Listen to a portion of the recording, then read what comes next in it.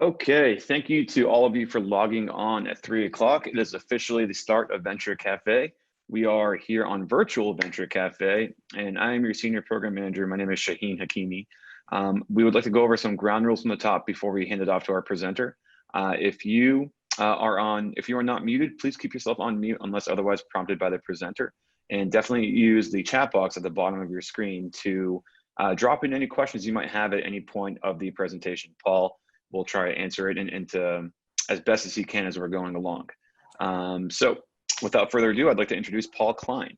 We are here for your top 10 tips on how to improve your virtual presentations. And Paul is the former Director of Marketing and Communications at GE Healthcare Lighting and Imaging. He's recently started his own consultancy, and with this type of experience, nobody's better positioned to be leading this workshop, and we are happy to have him here. So without further ado, Paul Klein, please take it away. Thanks, Sean. Let me share my screen, because this is one of those really strange moments when I'm doing a virtual presentation by virtual presentation on virtual presentations. And I just want to make sure one thing. Okay. So you all can see my presentation? Yes, we can. Okay. So what happens is typically when we do a presentation, every once in a while, some part of the technology just gets a little odd. By the way, I am hearing some feedback on the sound. If you guys can mute, maybe make sure we don't get any echo. Okay, so some of the things that we typically see is what I call the chin and ceiling shot, or sometimes the position of the computer makes it hard to see you as the presenter. Sometimes you're not looking at the audience, the viewer. You get unexpected guests. Sometimes we have extra pieces of hardware like headsets that kind of distract, or virtual backgrounds. And then that ever-present reconnecting moment where you lose internet connectivity. And since we really only get one opportunity to win over that client or investor for that wonderful first impression, I want to try to help you get over some of those hurdles. And ultimately, the goal that we all have is for your audience to focus on what you have to say. And with virtual meetings, a lot of times the technology gets in the way. It prevents your audience from really hearing what you're trying to say. And this is made harder by the way the brain and your eyes are programmed. Back from the days when there were predators stalking in the jungle, you really had to notice things like the rustling of a leaf in the background. And so those minor movements really attract your attention. And also, there were times when ordinary situations just didn't feel right. And so you become uncomfortable. Well, digital meetings sometimes make that same thing happen. And then the technology interface of some of those, the technology we have gets in the way. So I'm going to talk to you about how to minimize conscious and unconscious distractions. But one of the things, regardless whether it's a digital meeting or a face-to-face meeting, is there are certain rules that really always apply. One, you should smile and be looking at your audience. This is whether you're in person or on a computer. Maintain your high energy. And then vary the presentation technique or how you're talking to an interviewer. You know, there's times when you want to be powerful and forceful. There's other times you may want to be more quiet. And just focusing on some of the visuals that you have. And tell stories, give clear examples. And always an occasional joke will help relax the audience to improve your credibility, make sure you have some good data there. But whatever you do, work at minimizing interruptions, because those are the distractions that are going to shift the focus from what you're having to say to the fact that you're presenting in front of a bunch of people. And the best way to help, and I'll talk about this a lot later, is practice. All those people that you say, oh, these are natural presenters, they're wonderful, they really know how to engage with an audience, they've got great charisma. Well, a lot of that comes from practice. And after a while, it becomes second nature. So let's start with the hardware. We'll start with the camera position. Here I show you the camera on my laptop. What happens is, and this is very typical, people will put their computer on their desk. And if it's a small laptop, and then they'll shift. And so what happens is the camera is looking up at you. And it's what I call the chin and ceiling and light shot. Well, the problem is it's not a particularly complimentary angle for many people. And on top of that, the impression is given when the camera is looking up at you, it looks like you're looking down on your audience. Kind of like the days where you were in school and your teacher was standing over your desk and scolding you. It's very rare that somebody's looking down at somebody else, except for maybe the waiter taking your order at a restaurant. The point is, it's a very uncomfortable feeling, not just the angle, but the way that it looks like you're looking down at them. So if you raise the camera and you're at eye level, it's a much, much more natural engagement with your audience. You're looking at them and they're looking at you eye to eye. And this is not a very hard correction to make. Typically, if your computer was sitting on a table, low down, put it on a book, a few books. The goal is to get the camera and the computer screen at your eye level. Now, some people have said, hey, that's really hard. How do I type on that? Well, if you really are typing during your presentation or a presentation you're viewing and giving, you may want to add a second keyboard, a detached keyboard that's still on your desk. But the important thing is to get that camera at eye level. So first things first is the eye level. Next is the lighting. What happens is it's very easy to overlook because our eyes are so adaptive, but the camera lens is not that good. So first, obviously, if you don't have much light in your room, the camera will strain. The image will get grainy. Things that are brighter will show up as distractions in the background. If you add light, you really don't want to do the horror movie thing. That's the light from below. I just show that because it's kind of funny, but people typically don't do that. But what's much more typical is we find ourselves sitting in front of a window where there's a lot of natural light coming in. If you're in a living room or a dining room where you just have windows and your computer happens to be situated on the table, you may find yourself in front of a window. Some people like this effect, but what happens is the camera has to compensate for the light, the brightness behind you, and it kind of does an average. And what ends up happening is you go into shadow. You're a silhouette. And the problem is it's very hard for people to see your facial, your features. And when that happens, they're struggling, and that struggling means they're not listening to you.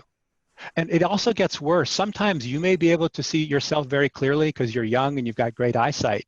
But if your audience has some older folks like myself with cataracts, it makes it very hard to see contrast. So while it may be okay for you, people in your audience may be struggling to see your expressions, and you really don't want that to happen. So a more natural situation is you turn on the lights in the room, make sure you're not in front of a window. This is okay, but here there's a lot of top light, kind of accentuates my lack of hair on the top of my head. So even better yet, what you want to do is bring light from in front. So this is easy to do with sometimes you can get a special light, but just a couple table lamps on either side of your computer will provide the light that the camera needs so that you're clear and your room is clear for a very natural appearance. And also remember that if you have a lot of natural light in the room, even if it's not behind you but on the sides, what happens is when the sun goes behind a cloud, the room will get darker, which means the camera will be able to see you brighter.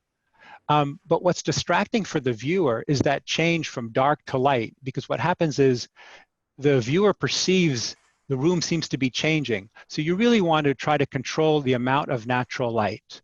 So if you have some big windows in the room and it's a partly cloudy day, I suggest you pull down the shades. So to summarize some of these lighting tips, obviously move so you're facing a window, not in front of a window, at a desk or pole lamp. Also, the color of the light bulb is important. If you have a lot of light from outside, you want to use daylight light bulbs, not the soft white, because the camera won't have to try to figure out which is the right kind of color of the light. And I'm going to summarize these in the end, so you don't really need to take notes. I'll have something that I can share with you afterwards. You want to control the natural lighting changes, like I just said, and also look for reflections. Sometimes in a relatively dark room, if you're wearing glasses like I do, a lot of the light could be reflected in your glasses, which again makes it hard for your viewer to see your eyes, and they're always trying to see your expressions. And all this is important because lighting changes are very hard to ignore. Magicians love it. That's that puff of light or smoke that diverts your attention. So those are the things you want to avoid. So we've talked about lighting. Now let's talk about sound. And I hope you all have your speakers on nice that you're listening to me. I'm going to play a series of sounds that show the different kind of microphone arrangements that are very typical. So first, this is the sound from the laptop's camera and microphone. So here you hear some of that echo. It sounds a little bit like you're in a tunnel. The quality can sometimes be muffled. This is the sound from a freestanding microphone held close to my mouth. Very much the NPR kind of deep voice because you've got the microphone right near your mouth. Works kind of great, except the problem is sometimes having that physical microphone in the shot is a bit of a distraction in itself. This is the sound from a wired headset. So decent sound, but in this case, you've got the very obvious headphones that you may want to minimize because again, it presents a kind of a digital interruption. This is the sound from a wireless high-end headset. So this is what I'm using now. It's not too obvious. The microphone is very close to my mouth. So anything you can do like this or like a lapel microphone really helps because it gets that best sound quality. So in terms of sound, make sure if use what you have. If you have a wired headset or AirPods, they work fine. A headset, a freestanding microphone close to your mouth. Always remember the mute button every once in a while if you're not talking. It's best to have it on mute so extra sounds that may pop up don't interrupt the meeting. And if you can, sometimes it's when there's not other people in the room, you may want to use speakers that are near your computer so that the sound comes naturally towards you from the room. So sound is important because when you're working from home, sometimes you get interruptions. And by the way, I am hearing some more sound, Sean. I don't know if there's, anybody can mute? Take care of it. Okay. So now, here is the sound of a dog barking using the camera microphone. so this is very common, whether you have kids yelling in the background or your favorite puppy is barking. When you're using the microphone that's attached to your computer monitor or a separate camera with a microphone attached to it, it tends to pick up a lot of background sound very clearly. Here is the same sound of the dog barking with a headset microphone. Here, it's the same sound. I actually recorded a dog barking and played it both at the same volume. And it's so much quieter, even though the sound is the same in the room when you have that headset microphone. So if there's any way you can keep your microphone close to you, it helps. So another thing to think about. Now I would like you to type the word Pepsi in the chat area. Thanks. Okay. I don't know how many of you experienced this, but when you saw that motion in the background, I don't know how many of you had that impression, but suddenly my attention got shifted from me talking, and there's me in my office, to that movement in the background. So if you can avoid having your camera in such a way that if there's things going on in the background, it tends to distract the audience. I don't know if anybody wrote. It's interesting, I see a couple people in the chat and they typed the word Coke. I actually had said Pepsi. So it's just an interesting example of sometimes it's difficult to listen and pay proper attention when visual things are going on in the background. So some hardware to think about when you're setting up your office. Whoops, sorry about that. Go to my next scene here. I recommend a separate web camera. It tends to be an inexpensive option, or not too expensive. There's some nice ring lights, very portable, very inexpensive, and a lapel microphone. And for the cost of, say, taking a client out to a lunch, if we ever get to take people out to lunch again, you can really upgrade the experience, all ensuring that the camera and the lighting and the sound and the picture are really good. So when you get those pieces right, the next hurdle on the technology side that you really need to be aware of and be addressing is the internet and the connectivity. Whether your camera image suddenly breaks up, the picture becomes pixelated, you get that reconnecting error message on the screen, or sometimes it's just the voice. Somebody's voice breaks up and it's you don't hear the voice and then it goes really fast. All those tends to be a function of a not great internet connection, or sometimes it's that your computer is overloaded. So some things to think about, because that technology is really, really important for a very high quality presentation. So rule of thumb right off the bat, the faster the connection, or the faster the internet you have, the better quality sound and audio will be. So the ideal solution, if you can, depending on how far your computer is from your home router, is if you can connect it with a hard wire. It's amazing how much faster the connection is when it's wired versus wireless with today's technology. If you can't, the next best is to get the computer and the phone as close to the router as possible. So if it's in the same room, that's great. Sometimes people have had a lot of success adding extenders to their Wi-Fi right near where their computer is. So again, it improves the speed. The thing I mentioned about the computer being, the internet being overloaded is if you've got other users in the house, you have kids or buddies who are doing video game streaming or playing video games or streaming videos. If it's an important enough meeting, you may want to ask them to defer and wait until you're done with your call to make sure you have as much of the bandwidth available for your presentation. And then always have a backup plan. A few weeks ago, I was on a really important video call. Everything was going great. I thought it was wonderful. And then I could see my audience, the image freeze up. Oh crap, what was going on? And then I heard Paul, and then I heard nothing. And it turns out it was my Wi-Fi that went away. I lost internet in my house. So since then, what I've done is I've set up have the luxury that I have a cell phone that I can make a hotspot. So just like right now, hopefully we won't lose the connection, but I could switch to the wireless hotspot on my phone so I have a backup plan. Again, it's always important to figure out ways to make sure if something goes wrong, you've got a backup plan for those important presentations, meetings, client visits, etc. The next thing I want to talk about is virtual backgrounds. So behind me, you see a virtual background. Sometimes when you use them, as you're moving, and if you're very used to using a lot of gestures and moving around, your real background sometimes shows through, as you see in this image here. It turns out there's a few things that make virtual backgrounds distracting. One, the actual content of the background may not be appropriate. Sometimes this shot is very common because Zoom has it, the Golden Gate Bridge. They also have a scene of the stars and outer space as a background. Those subconsciously become distractions because there you are trying to impress your investor in how much your business is growing, and you see behind you is waves lapping on the beach. So a friend of mine did some surveys with internet or web users for meetings and asked them about virtual backgrounds. And he said that they liked the authenticity of being able to see your real space behind you. It made it feel more personal, like you were with that person, you knew them more clearly. So because of the fact that the virtual background can be distracting, you can see those images through your motions.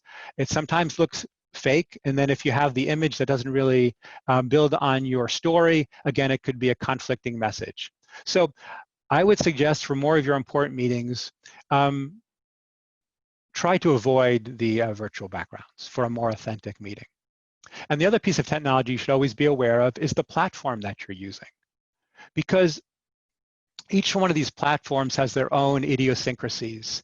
So you know how to mute, how to invite or let in an attendee, how to share your presentations, how to use sound. All these things are worth practicing. So if you find you're going to do a presentation, find out what the platform is, and then practice it so you're comfortable with the tools so that you're not fumbling. Because as you're fumbling with the platform, the audience is not really paying attention to what you're saying. They're more worried about your fumbling. So just to summarize on the backgrounds and the technology, understand what capabilities the different platforms have. In my case, I've got actually a green screen behind me, which allows the virtual background from Venture Cafe to be clearer. Try to minimize your movement, so if you do use one, it doesn't get the background showing through. Try to keep them as simple as possible. And as I said, there's a lot of value in the authentic room. So the next thing that's important is your gaze, where you're looking.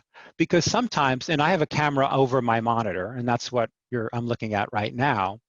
But if you typically are doing a presentation like I am, where I've got some slides, and my slides are actually on my adjacent monitor, which I'm sharing, which is very common. But it's important, I don't want to be in profile the whole time looking away. I want to be looking like I'm looking at you. So the way I accomplish this, if it's an interview, I take my Zoom window, and that's a picture of my screen in the setup, is I shrink it.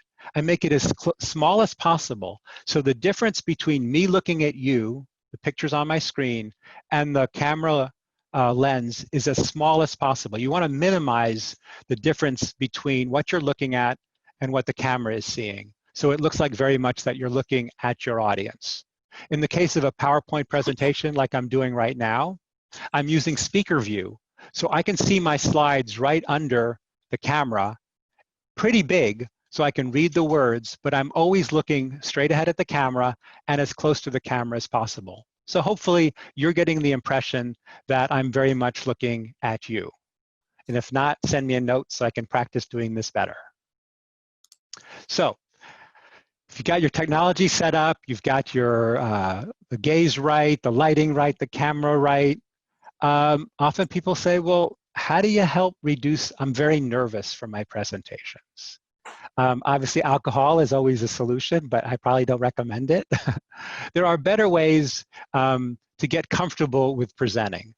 And the tips that I would suggest for here is sometimes people are nervous because they are worried they're going to forget the important points that they want to make. They want to forget what they're going to say because of the tension of presenting to a bunch of people. So here, I recommend, as I'm talking, as I mentioned before, write out your speech. You can put all your notes on speaker notes and you can refer to them. Though, in many cases, it sounds like you're reading. Better yet, just put a few bullets, a few notes of what you want to make sure you say on each chart. So it's a reminder of what you want to cover, so you can quickly glance at it and make sure you're remembering all your key points. And while it's pretty common that most of us think we're breathing just like we should, taking that big deep breath before you start, it tends to relax you. And the more relaxed you are, the more your audience will be relaxed. And if things get a little stressful, again, a big deep breath, just relaxing your shoulders. It's actually a really good way to get that stress to go away. And then smile as you present. When you're concerned or frowning, again, the audience isn't as comfortable, and the audience will then relax as well. So you're now all ready. You've got your pitch, you've got your talking points, you're all set. Next really important step is to do that test recording. All the platforms have the ability to record. Just like when you're proofreading a paper, when you're writing a letter, writing an email, preparing a presentation, as you write, you find you make mistakes. And so we were always told, make sure you reread your letters, your messages. And I know when I do, I always find mistakes. I can't believe I doubled a word or I left something out. Well, the same thing happens when you're presenting.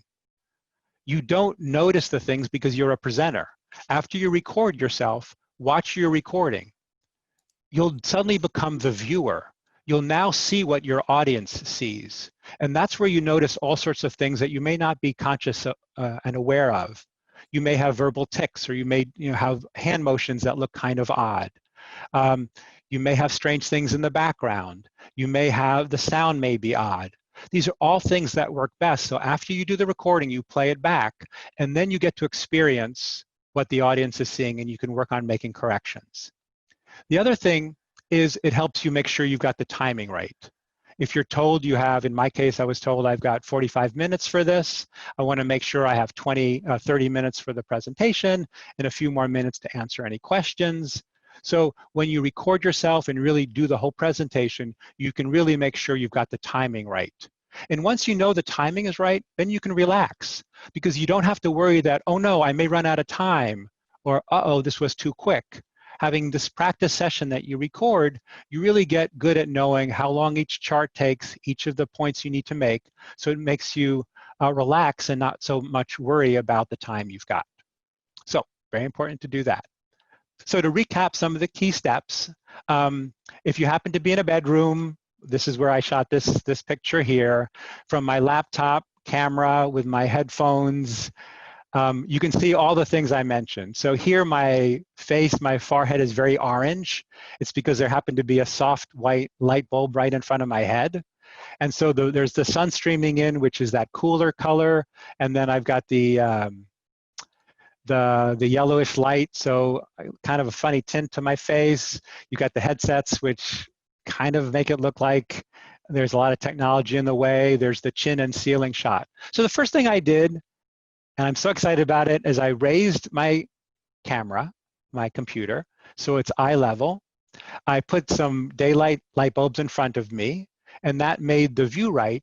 But then I looked around and said, wait a minute, look at all those things in the background that seem to be distractions. I really never noticed this bedroom that had these weird things, but look, I've got the air conditioning unit that's visible behind me on one side. I've got that glare from the window in the back and the window on the side, which makes it really bright.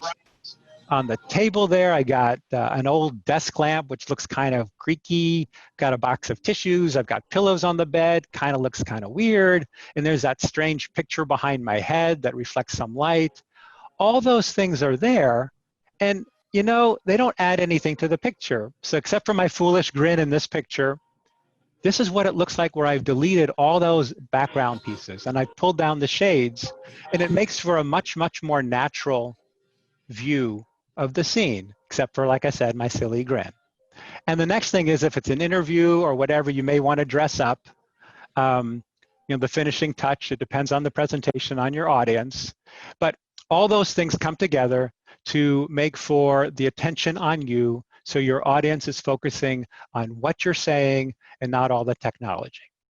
So now we're about to get going. Before you start, so here are 6 things that you should jot down and just be aware of for your presentation. First, confirm how much time you have, and have a plan to cut 20% and still cover your key topics. So many times things go wrong at the start of a meeting, or people are running late, or you didn't start when you wanted to, and you say, oh no, I have got the time planned out, but now I have less time available, and you have to rush. And when you rush, your audience isn't getting your message. So figure out how you could speed up if you need to without missing key points.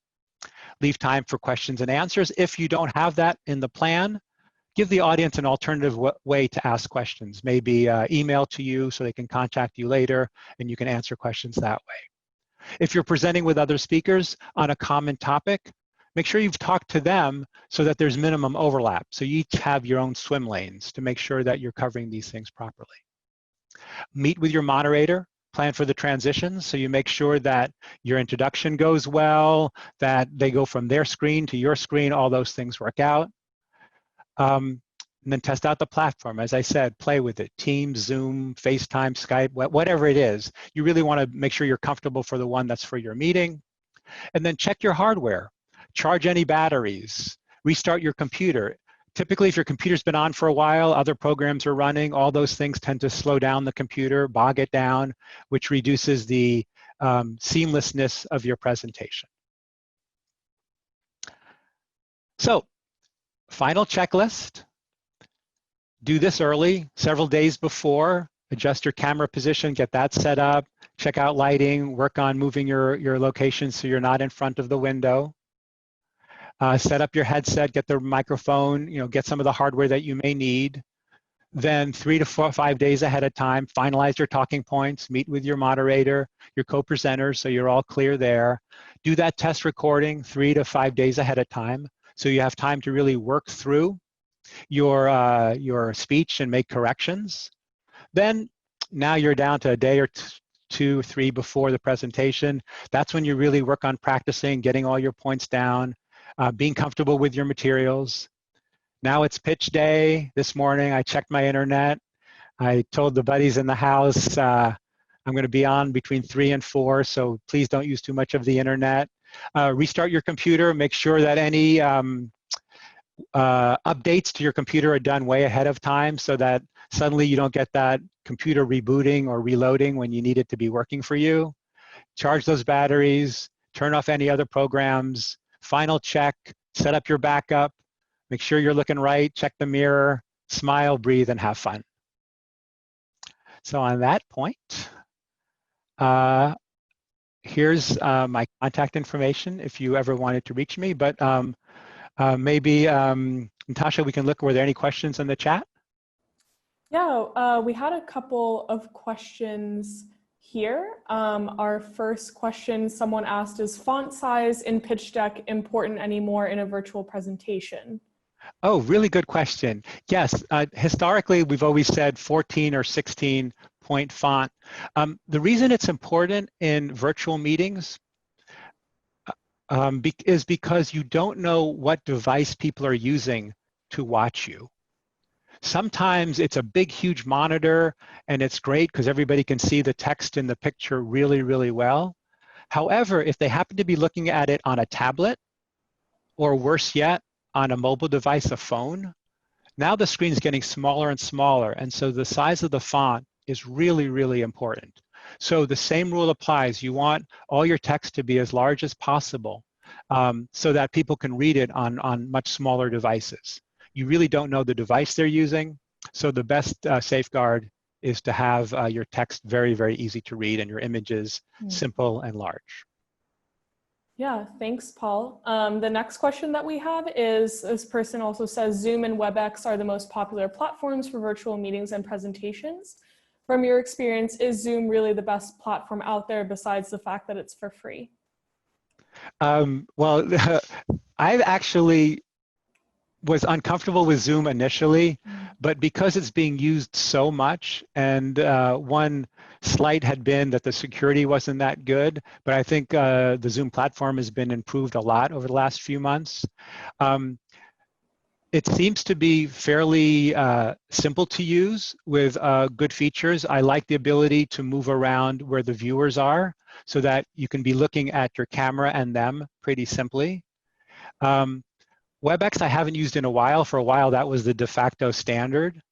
So I don't know if WebEx has improved some of their capabilities. I've been using the Microsoft platform recently, Teams. That doesn't have the virtual background that some people like. But I find that one of the downsides of the free version of Zoom, if you're doing a presentation with more than one person, so there's 2 people on the call, then they limit you to 40 minutes. So if you have a presentation that's going to be longer than that, and sometimes they just go longer, and you have a Q&A session and you're not using the paid version, suddenly your meeting will be ending early. So that is a downside of the free version of Zoom.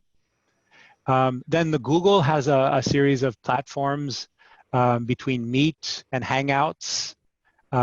So those I'm just using now on a limited basis. And those, again, I find that in general they work. I don't like the ability, I haven't had the same ability to be able to see all the people on as easily as Zoom. I like the gallery view in Zoom. Hopefully that answers that person's question with enough detail. Yeah, Alicia also asks, now that we are several months into virtual meetings and presentations, do we have less tolerance for these common mistakes than at the beginning of the pandemic? I think that answer is both. In some cases, when it's a more casual experience, we expect the more casual relationship of some of these virtual meetings. But for what I consider business meetings, business presentations, I know I find myself much more sensitive to, the camera shot where the angle is clearly below somebody's face and I'm seeing the ceiling. I was on an important call yesterday, and it was a presentation by a business leader, but I think he had taken the casual nature too far. So it seemed like he was sitting in a chair, maybe the computer was on his ottoman, where he puts his feet, and the chair was soft, the ottoman was soft, so as he moved around, his image moved around. it was a very well lit space, but the sun, it was partly cloudy, and I kept noticing the room was dark and bright. And so I missed the professionalism that I thought was not there. As a business leader, it seemed like it was too casual for the number of people who are observing the discussion. And one last question from Abdel. He's asking, in your opinion, what is the most effective background to use as a virtual background?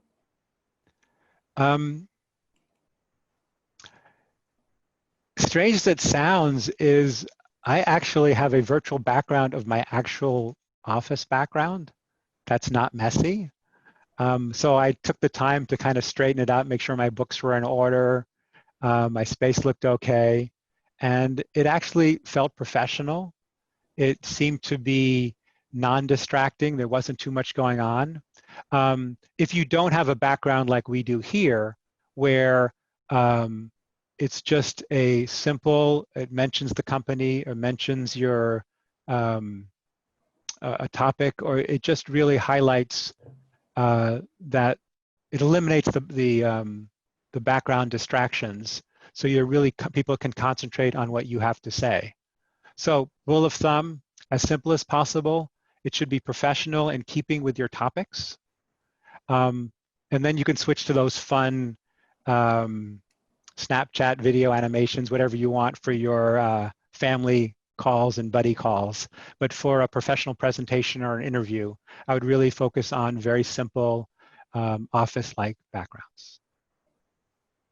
Great. It doesn't look like that there are any additional questions in the chat. So Sean, I'll hand it over to you to give closing remarks, or if you have any questions.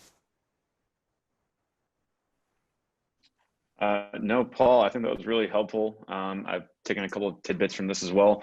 When I'm in my virtual meetings, I agree that, albeit there's slack and forgiveness, if there is a pitch taking place, I do appreciate when someone's monitor isn't moving around like that and that they're eye to eye, so it's more visually easy to engage with the person. So I would agree with those points for sure. Yeah, I mean, we have if a anybody couple else, more minutes. Yeah, Sean, it would be great if anybody else has a tip they want to add, because I'm sure all of you have experienced some of these things, and you know, anybody have a, hey, how about thinking about this?